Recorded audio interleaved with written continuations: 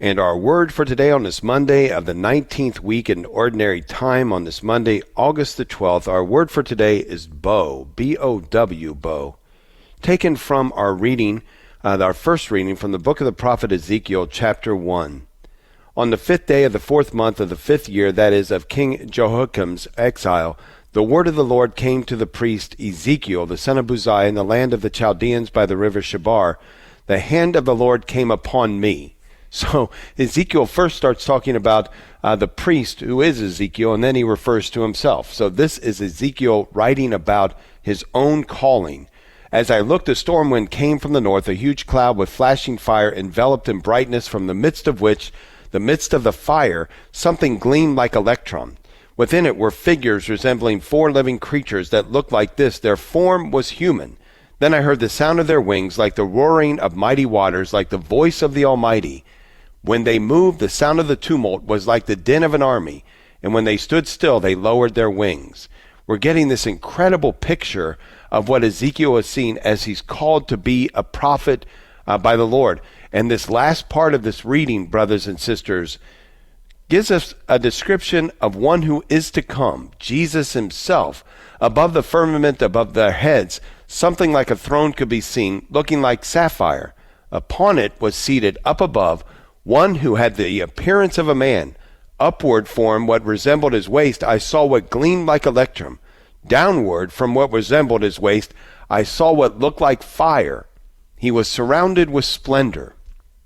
And then this is where we get our word of the day, and I think very, very interesting as well. Like the bow which appears in the clouds on a rainy day was the splendor that surrounded him. Such was the vision of the likeness of the glory of the Lord.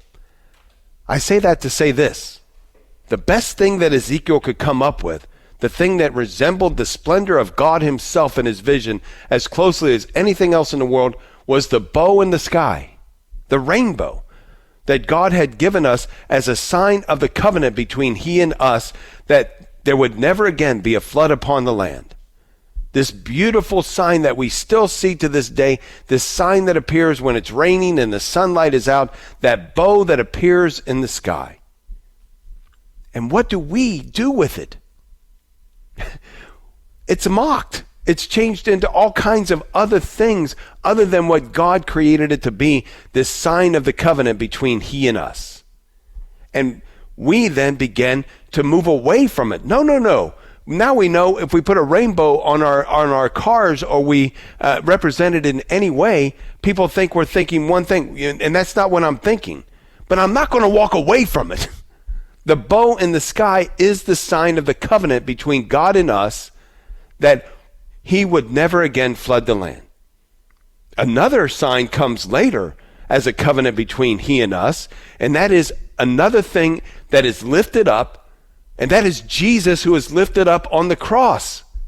It is the sign of the new covenant to us, the death of Jesus Christ, followed by his resurrection, his death on the cross, his sacrifice on the cross, that we might be reconciled with the Father.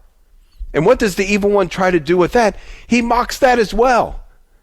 But we still cling to that cross, because that cross is our salvation.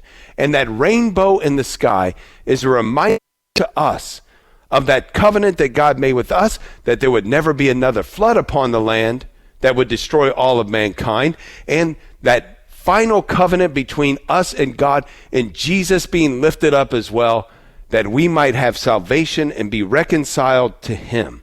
And we cling to that sign as well, just as we do to that bow in the sky. Bow, our word for today.